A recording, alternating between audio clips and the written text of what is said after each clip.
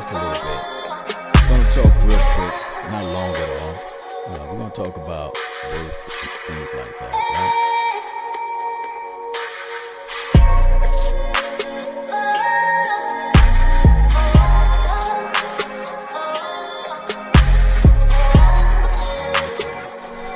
Really appreciate everybody. Thank you everybody for tuning in. Let's go.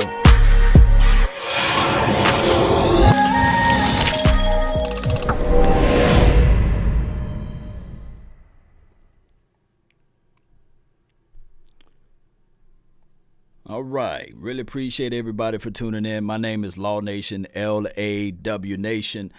Not going to keep you guys long. We got a show later on tonight, the late night hype. Everybody knows what we talk about on that show, right? It's live, lit, ready, nothing rehearsed. We're just going to talk about what's going on in the NFL and beyond. But for right now, let's go over worth. What is worth? What is value? What is this and what is that compared to what you're going through in life, right? Some of these players are opting out, of course.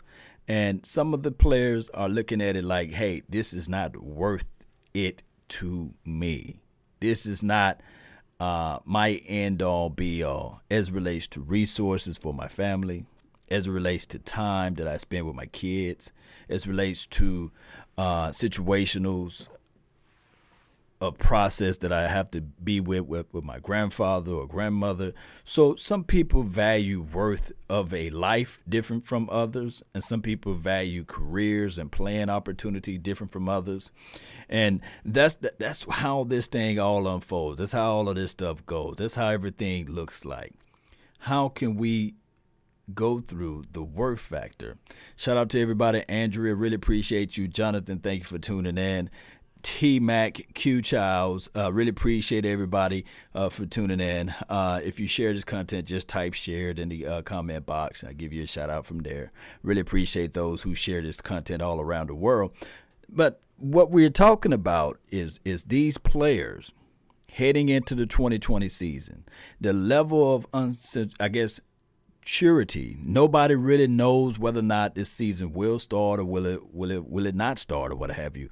We've seen what the hiccups look like in baseball, MLB. We see those things, right?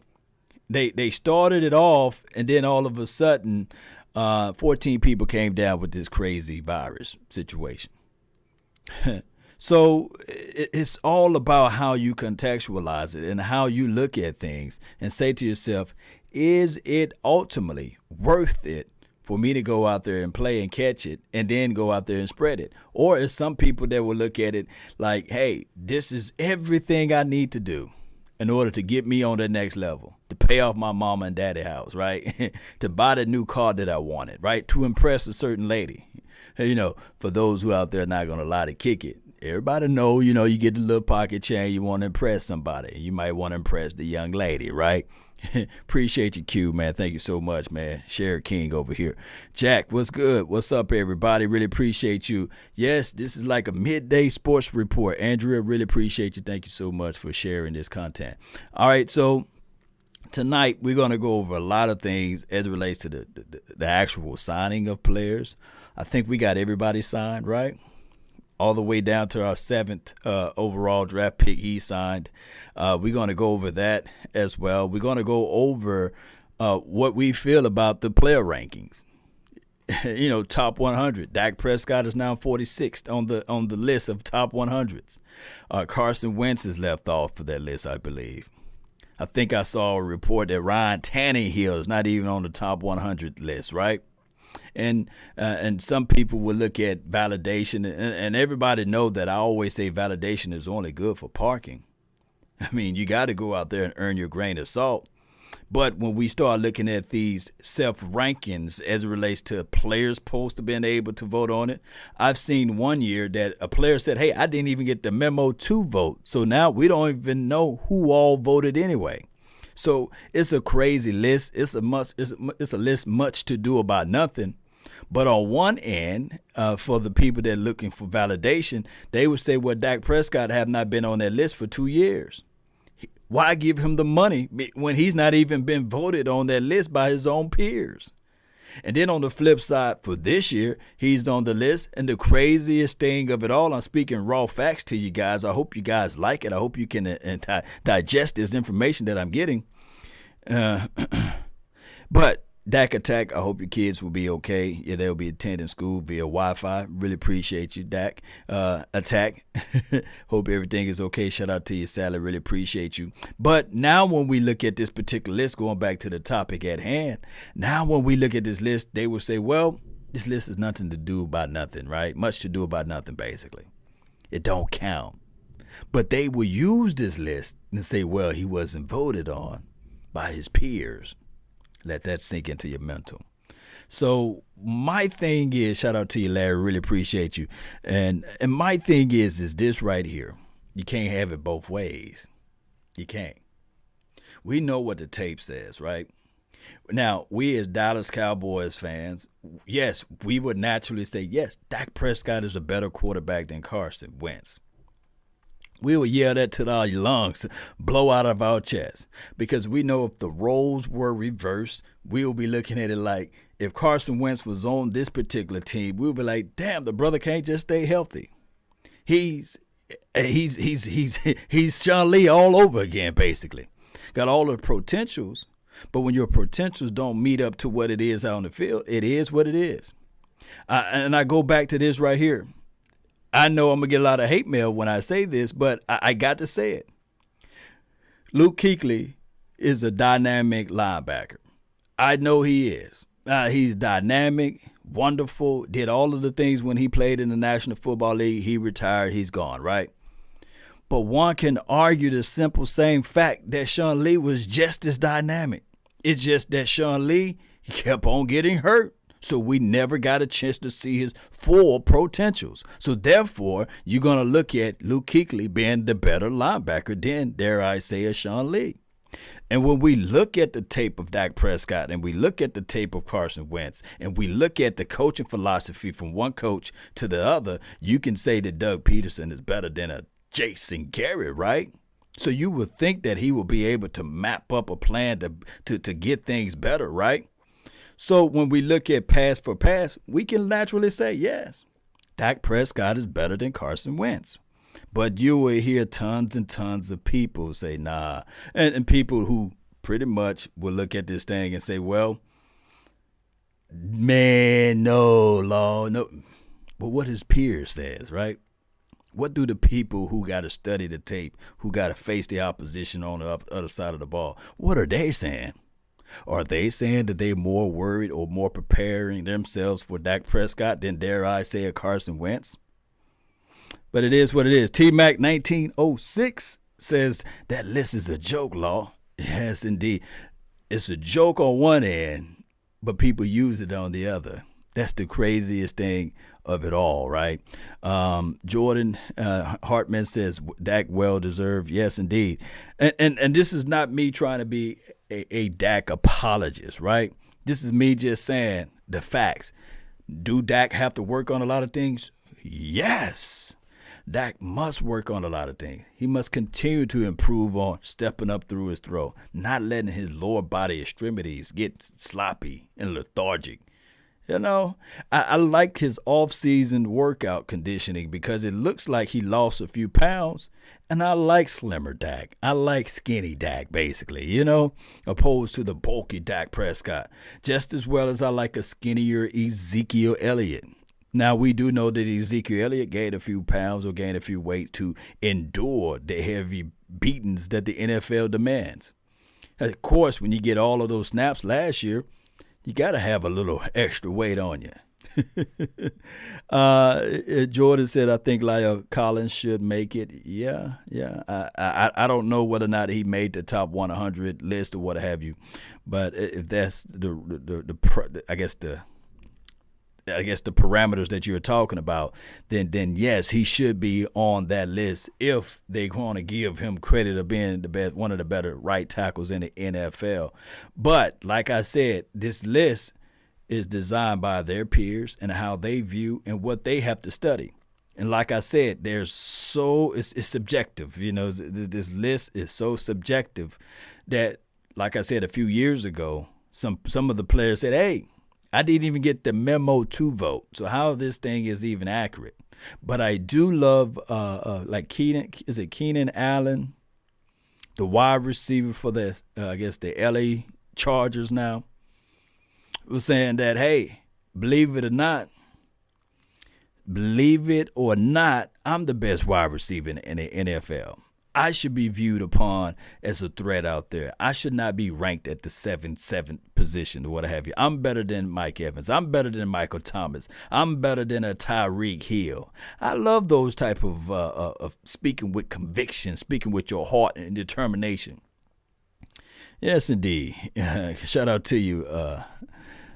Is it Asmodus? Really appreciate you. Jack Bynum, really appreciate you as well. And Donald, what's good with you, man? Really appreciate you. Thank you so much for tuning in to the nation. Like I said, I won't be long. This would not be an hour show. So I just want to be able to just give you guys some of my insights while I have time. He says, Law, I said that a year in, a year out. You know, a healthy Sean Lee was a dog. Yes, Donald. Yes, indeed. Healthy Sean Lee?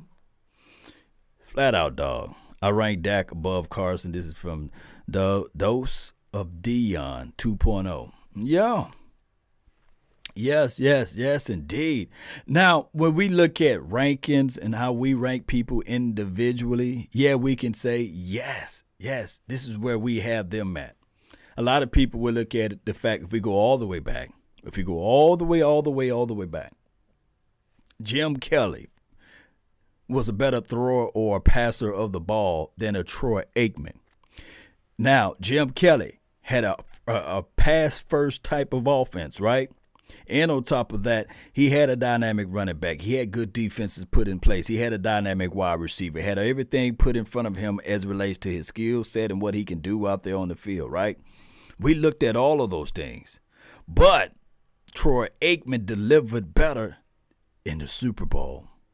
We can't just say just the playoff, but in the Super Bowl, the highest of the highest time to deliver, and his coolness was always there. So it's always a fickle process when we start rating players, and then we start looking at the stats and say, well, this person is higher than this person. But it depends on what team they're on, who's the head coach, how the other contemporaries as relates to the players that beside them can play, and the health factor is always a major thing. Yes, Jimmy G was ranked way too high. This is from Josh C. Think about this. People will always remember the person. Let me see if I can stop this thing from freezing. But people will always remember the person that win, right? You will always remember the teams that won, right? It's hard for us to go back and say, well, the Tampa Bay beat who in the Super Bowl when they won it? It's hard to find those teams that they played against. The Ravens beat who when they won the Super Bowl? But you will remember the team that won, and it's hard to remember the team that lost, if that makes any sense.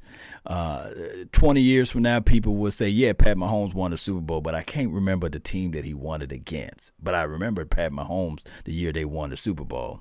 And that's just how it goes. Fortunately, unfortunately, right? Tom Brady, people will remember the 6 Super Bowls that he won or what have you, but they will forget the teams that he beat out to win them, right? So that's just how that goes. I think that he beat the Carolina Panthers once, right? But you have to really dig deep into your mind to find out all of the teams that he lost to. Well, won to, what have you. We know the teams that he lost to, right? And they all in the NFC East, the Eagles and the two by the Giants. But shout out to them for doing those things. Larry Fuller says Dak Prescott gotten better every year without a coach. Just imagine if he had just a little coaching. I'm just saying, yeah, you're saying the right thing. You're saying the right thing. It's one of those things, Casey, that I really appreciate you. Thank you for tuning in. Casey and Q, really appreciate both of you guys for tuning in. But it's one of those things when we decide to look at football and when we will look at the individuals and we'll say, yeah, this person is this person is that.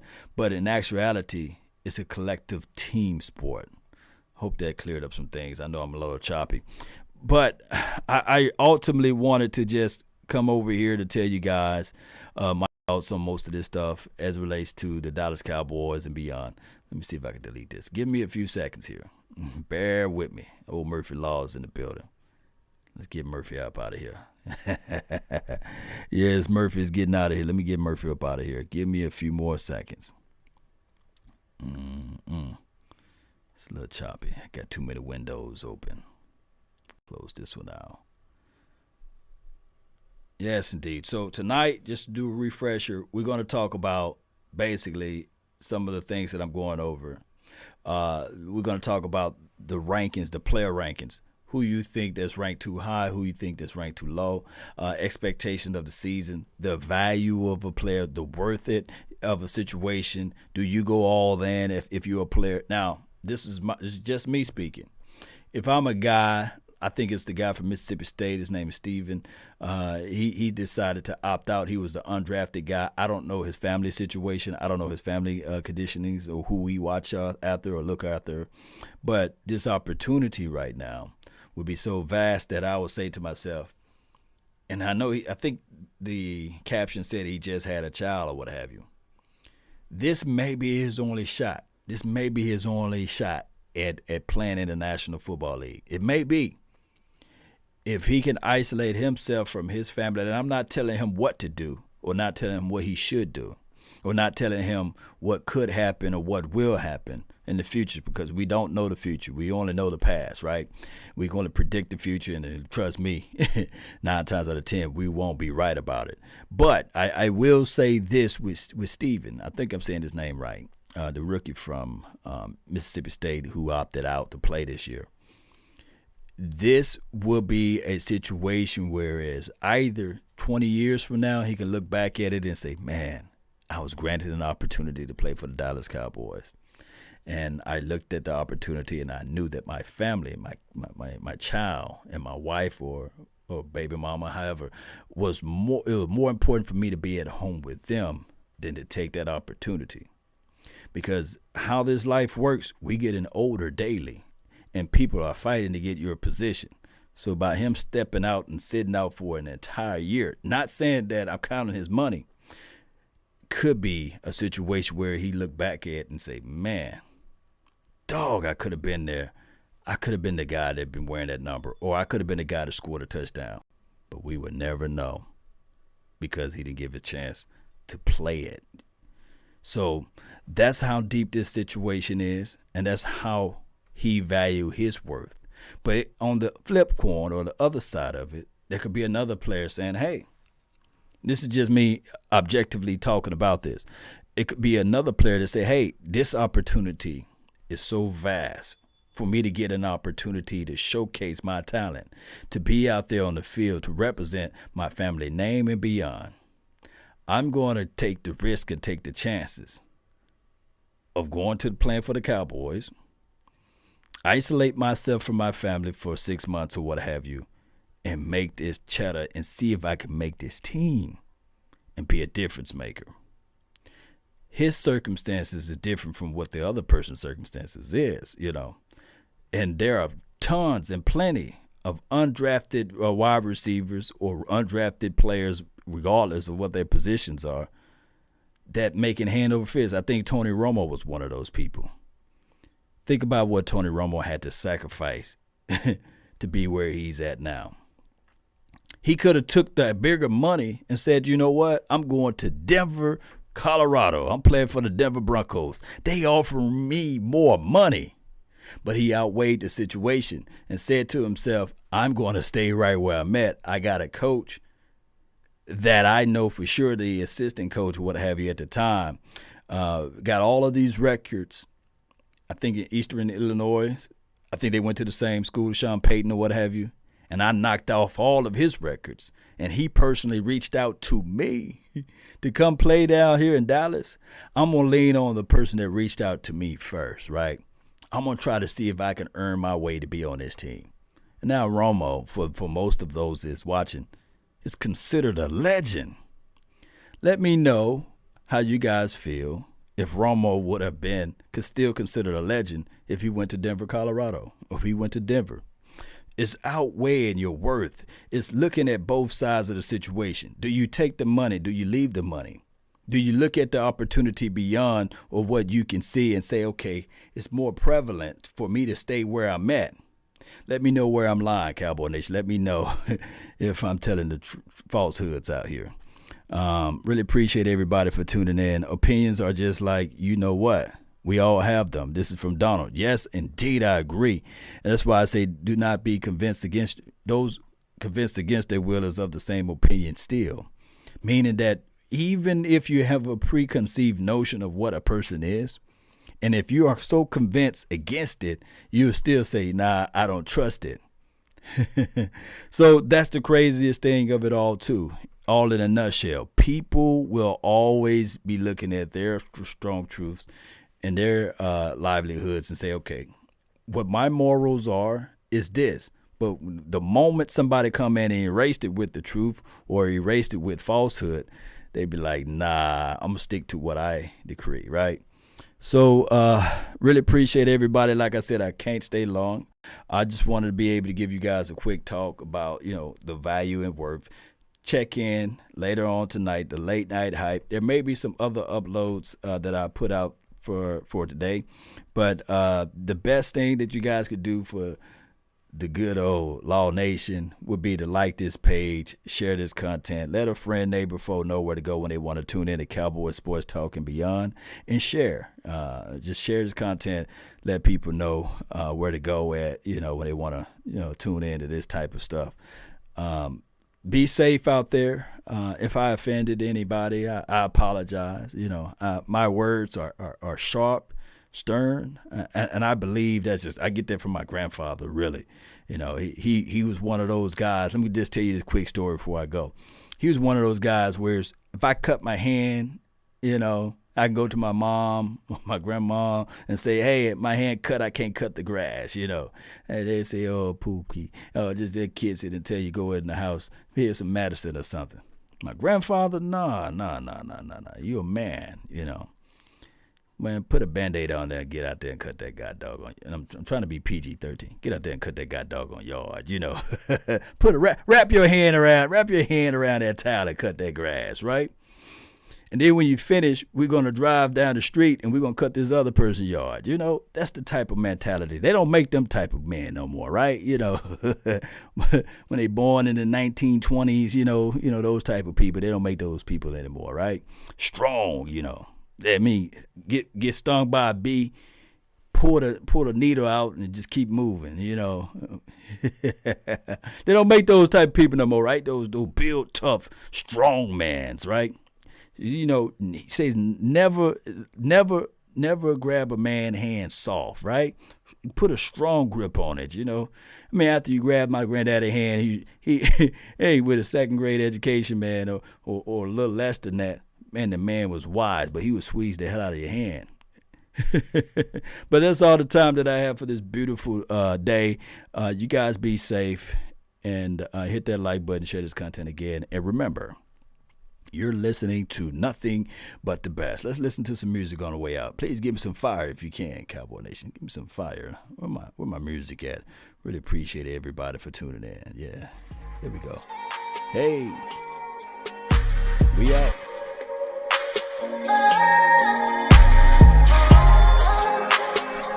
Check us out. Late night hype tonight, baby.